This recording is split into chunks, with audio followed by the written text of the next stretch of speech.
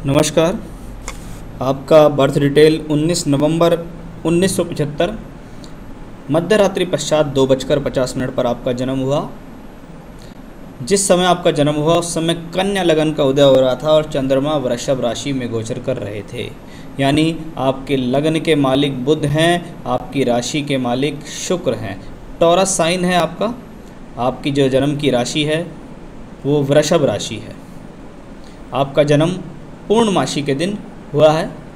लगन से शुरुआत करते हैं। कन्या लगन काल पुरुष की कुंडली का छठा घर जब लगन में उदय होता है तो इसके लिए कहा जाता है व्यक्ति जीवन में विषम से विषम परिस्थिति को झेलने में सक्षम होता है।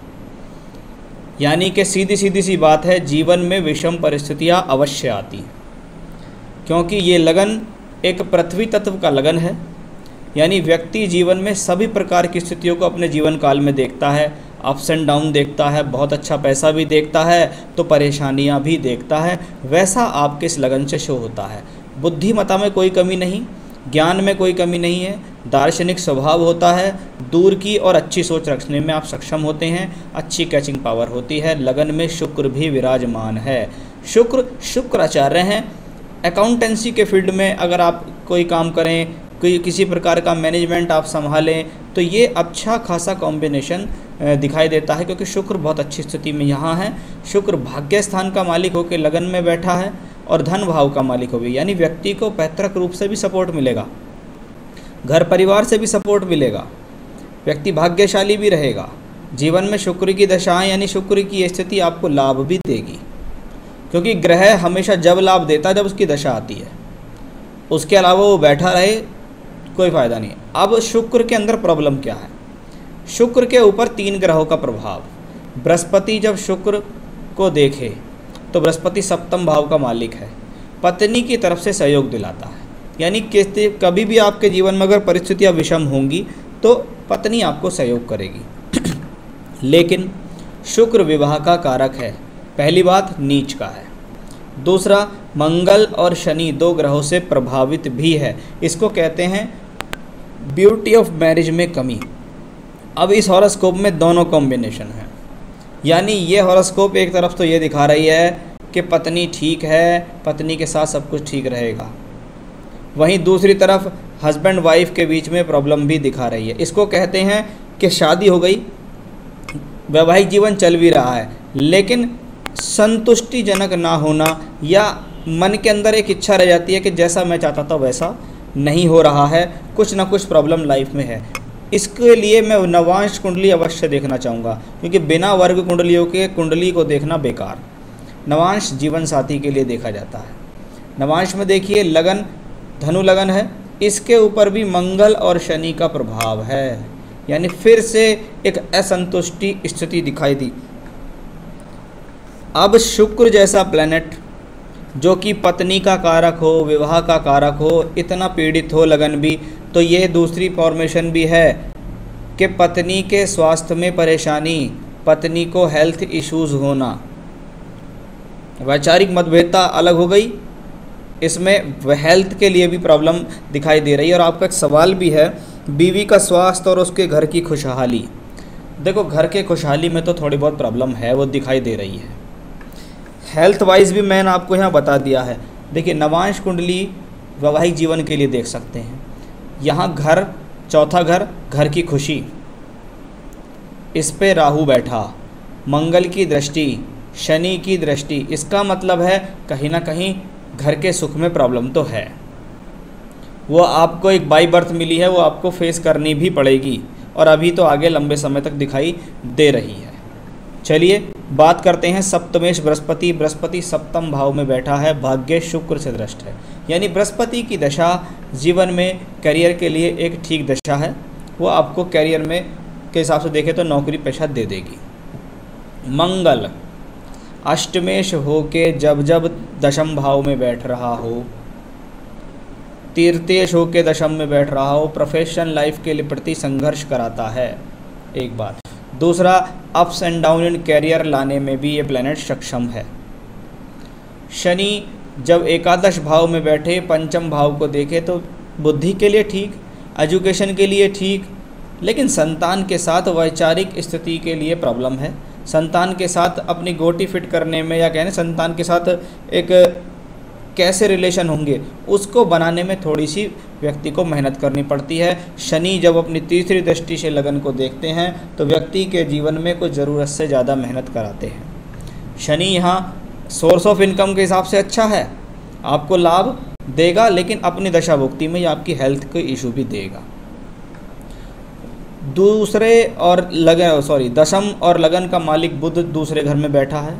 राहु केतु एक्सेस पे है, बुद्धि की तीव्रता के लिए ठीक है। यहाँ दूसरे और पहले घर का राशि परिवर्तन योग भी है। शुक्र बुध की राशि में बैठे हैं, बुध शुक्र की राशि में बैठे हैं, स्थान राशि परिवर्तन योग है। ये अच्छा धन के लिए संकेत है। यानी कुंडली में अगर नेगेटिव फैक्टर मिल रहे हैं तो बार बार पॉजिटिव फैक्टर भी मिल रहे हैं। सूर्य तीसरे घर में साहस बढ़ाता है, अपनी दशा काल में स्थान परिवर्तन कराने में सक्षम है, यात्राएं कराने में सक्षम है, थोड़ा सा हेल्थ इश्यूज देने में सक्षम है। चंद्रमा बैठे हुए हैं उच्च के होकर नवम भाव में। एकादश का मालिक जब नवम भाव में बैठे तो अपनी दशा काल में भाग्य की उन्नति करता है, लाभ देता है, सोर्स ऑफ इनकम बढ़ाता है।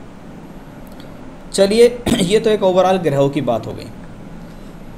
अब सबसे मेन पॉइंट आपकी प्रोफेशनल लाइफ का आपने यहाँ लिखा है, और मैं बहुत सारे चार्ट्स में उस चीज़ को देख चुका हूँ। कभी भी लगन कुंडली जो है, ये जो लगन कुंडली है, ये 2-2.25 घंटे तक एक जैसी रहती है। लेकिन ये जो वर्ग कुंडलियाँ दी हुई हैं साथ में, महर्षि पराशर जी ने जो इसका ज्ञान दिया है, ये एक अद्भुत ज्ञान है। वो कहते हैं जिस भी विषय के बारे में जानना हो उससे संबंधित वर्ग कुंडलियों में चले जाओ। वर्ग कुंडलियाँ कौन सी हैं? कर्म की कुंडली, कर्मांश कुंडली, जितना बृहस्पति यहाँ बेहतर दिखता है उतना ही कमज़ोर बृहस्पति यहाँ है।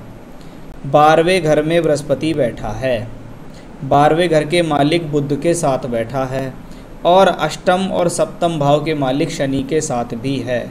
इसका मतलब जीवन में बृहस्पति की दशा में क्या क्या हो सकता है वो मैं आपको बताता हूँ। 2014 से बृहस्पति की दशा लगी। बृहस्पति सप्तम भाव में बैठे हैं यहाँ। सप्तम भाव यात्राएं, छोटी यात्राएं, बड़ी यात्राएं, और मैंने इसको हवाई और विदेश यात्रा तक भी देखा है। अब ये बृहस्पति यहाँ द्वादश में बैठा, तो कुछ कुंडलियों में मैंने अधिकतर ये शास्त्र में लिखा देखा है कि द्वादश भाव में अगर ग्रह बैठे, उसकी दशा आ जाए, व्यक्ति को जन्म स्थान से दूर जाकर तरक्की मिलती है। यानी आपका जन्म जहाँ पर हुआ है, अगर आप उससे दूर स्थान पर जाने के लिए ट्राई करें तो आपके लिए तरक्की के चांस बढ़ जाएंगे, एक बात। और अगर आप विदेश के लिए ट्राई करें तो ये और ज़्यादा बेहतर कॉम्बिनेशन आपके लिए होगा। 2014 से ये आपके जीवन में शुरू हो चुका, 6 वर्ष इसको चलते चलते हो गए। यानी बृहस्पति की दशा में कैसे मिलेगी तरक्की? जब जाओगे घर से दूर या जाओगे विदेश।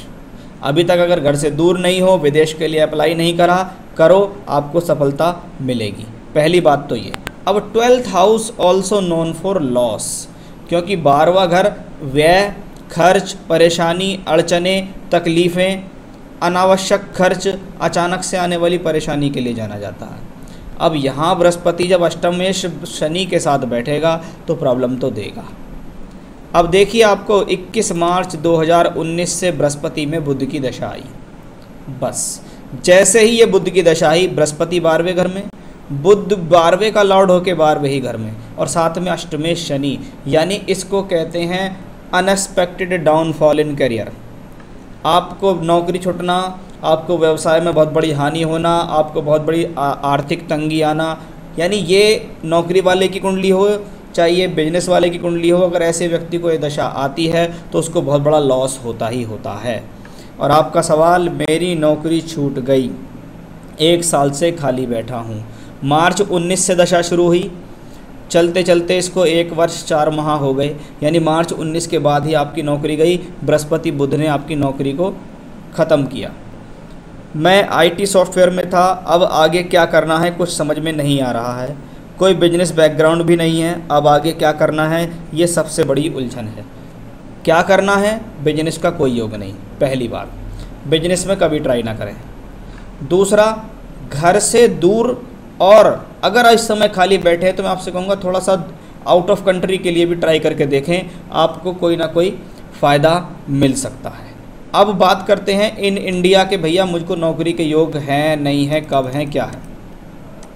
देखो सबसे पहले तो एक सच से मैं आपको अवगत करा दूं कि देखिए जून 2021 तक बृहस्पति में बुध चलेगा और बृहस्पति में बुध का ये पीरियड आपके लिए प्रोफेशनली कठिनाई देने वाला है।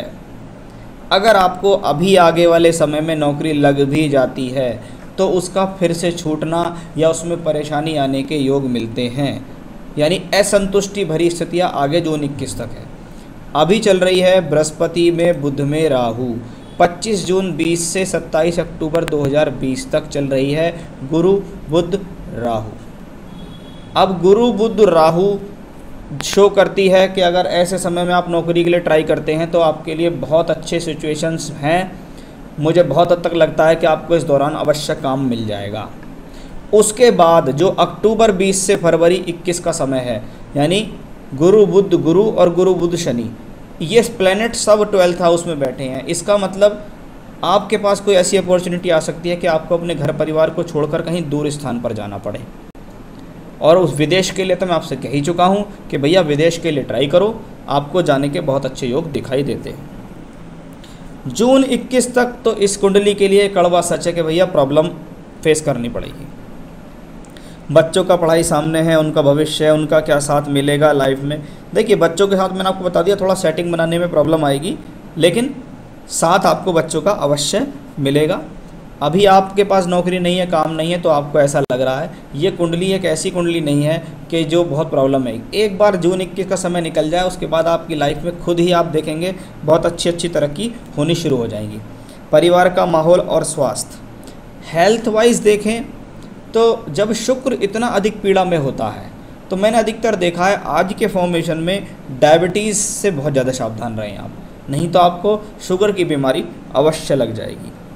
परिवार का माहौल और स्वास्थ्य, माहौल के बारे में मैंने आपको बता ही चुका हूँ। नवांश में मुझे प्रॉब्लम दिखाई दी है, माहौल गर्म रहेगा। बीवी का स्वास्थ्य और उसके घर की खुशहाली बता दिया। मनी प्रॉब्लम कब ख़त्म होगी? जून 21 के बाद से मनी प्रॉब्लम सॉर्ट आउट होती ही चली जाएगी। चलिए ये तो रहे आपका हॉरोस्कोप, आपके सवालों के जवाब। जो आपकी मेन चिंता थी उसके बारे में भी मैंने पूरी हद तक कोशिश की है। अब बात यह है कि इस चार्ट में प्रॉब्लम्स बहुत हैं। कुछ प्रॉब्लम्स ऐसी हैं जिनको सॉर्ट आउट करना अवश्य आवश्यक है। देखिए आप कुछ करें या ना करें, आप रोज़ाना बजरंग बाण का पाठ अवश्य करें। हनुमान जी के लिए होता है बजरंग बाण। दूसरा एक होता है देवी कवच, हेल्थ के लिए, वेल्थ के लिए, परेशानियों से दूर रहने के लिए देवी कवच का पाठ करें। देवी कवच का पाठ मैं आपको दे दूंगा, आप उसे सुन भी सकते हैं, उसके साथ साथ बोल भी सकते हैं। बजरंग बाण आप गूगल से सर्च कर लीजिएगा। अब बात आई है स्टोन की। शुक्र इस कुंडली का सबसे ज़्यादा पीड़ित ग्रह है, इसलिए एक डबल फायर ऑस्ट्रेलियन ओपल रत्न पहनना भी आपके लिए फ़ायदेमंद रहेगा। सीधे हाथ की तर्जनी उंगली में थोड़ा सा बड़ा 10, 11, 12 रत्ती तक का चांदी में एक अच्छा सा डबल फायर ऑस्ट्रेलियन ओपल पहनिएगा। ये हमेशा के लिए रत्न बनता है आपका, आप चाहें तो उसे मुझसे प्राप्त कर सकते हैं। तो 2 तो पूजा बताई है और एक रत्न बताया है, इसको कीजिएगा। पूजा आप लगातार कीजिएगा। मुझे ऐसा लगता है कि अगर आप नौकरी के लिए प्रयास वर्तमान में कर रहे हैं तो ईश्वर कृपा से अभी आपके पास अक्टूबर तक का संयोग है जो आपको कहीं ना कहीं से नौकरी की अचानक से तरक्की या अचानक से कोई इन्फॉर्मेशन दे सकता है, क्योंकि राहु की प्रत्यंतर चल रही है। राहु हमेशा ऐसा प्लैनेट है जो सडन किसी न किसी प्रकार की अपॉर्चुनिटीज़ आपके सामने आ सकती है। और मेरी बात पर उस पर गौर अवश्य कीजिएगा। अगर आप घर से बहुत दूर आ चुके हैं तो कोई बात ही नहीं है। अगर नहीं आए हैं दूर जन्म स्थान से तो आप आइए और आप विदेश के लिए भी ट्राई कीजिए, आपके लिए बेहतर रहेगा जीवन भर। तो ये था आपकी हॉरोस्कोप का एनालिसिस। आपके द्वारा पूछे गए सवालों के जवाब मैंने दिए हैं। रेमेडी ज़रूर कीजिएगा, देवी कवच, बजरंग बाण का पाठ और ओपल धारण कीजिएगा। नमस्कार।